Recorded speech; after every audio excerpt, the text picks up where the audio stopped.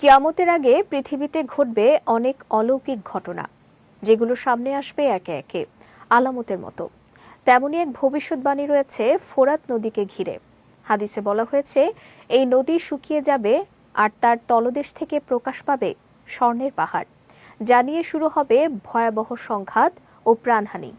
সাম্প্রতিক সময়ে ফোরাত নদীর পানি নাটকীয়ভাবে হ্রাস পাওয়ায় হাদিসের এই বর্ণনা আবারও এসেছে আলোচনায়। বিস্তারিত ডেস্ক রিপোর্টে। কিয়ামত সম্পর্কে কোরআন ও হাদিসে বহু নিদর্শনের কথা বলা হয়েছে। সেই সব নিদর্শনের মধ্যে অন্যতম একটি হল মধ্যপ্রাচ্যের ঐতিহাসিক ফোরাত নদী শুকিয়ে যাওয়া এবং তার তলদেশ থেকে স্বর্ণের পাহাড় উন্মোচিত হওয়া। রাসূলুল্লাহ সাল্লাল্লাহু আলাইহি ওয়াসাল্লাম বলেছেন, ফোরাত নদী শুকিয়ে যাবে এবং তার নিচে একটি স্বর্ণের পাহাড় প্রকাশ পাবে।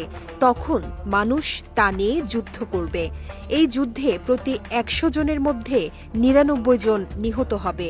প্রত্যেকে বলবে, হায়, যদি আমি বেঁচে যাওয়া ব্যক্তি হতাম।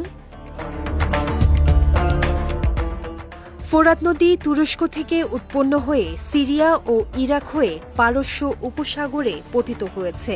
এটি হাজার বছরের পুরনো সভ্যতার অংশ। আরব বিশ্বের পানি সরবরাহের প্রধান উৎসগুলোর একটি। বর্তমানে জলবায়ু পরিবর্তন, খরার প্রকোপ ও রাজনৈতিক সংকটের কারণে নদীটির পানির স্তর দিন দিন কমে যাচ্ছে। অনেক এলাকায় নদী শুকিয়ে যাচ্ছে। ফলে হাদিসে বর্ণিত ভবিষ্যৎবাণীর বাস্তবতা নিয়ে আবারও আলোচনা শুরু হয়েছে।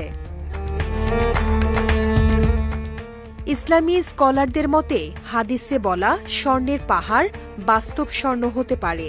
আবার কেউ কেউ একে মূল্যবান খনিজ সম্পদের প্রতীক হিসেবে ব্যাখ্যা করেছেন। কেউ কেউ বলেন এটি কালো স্বর্ণ অর্থাৎ তেলের প্রতীক।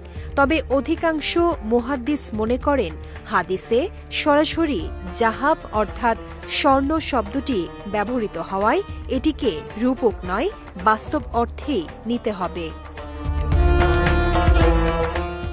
বিখ্যাত হাদিস ব্যাখ্যাকার ইবনে হাজার আসকালানী রহমতুল্লাহি আলাইহি উল্লেখ করেছেন, ফোরাত নদীর এই স্বর্ণের পাহাড় প্রকাশ কিয়ামতের বড় আলামতগুলোর মধ্যে একটি এবং এটি ইমাম মাহদীর আগমনের আগে ঘটবে।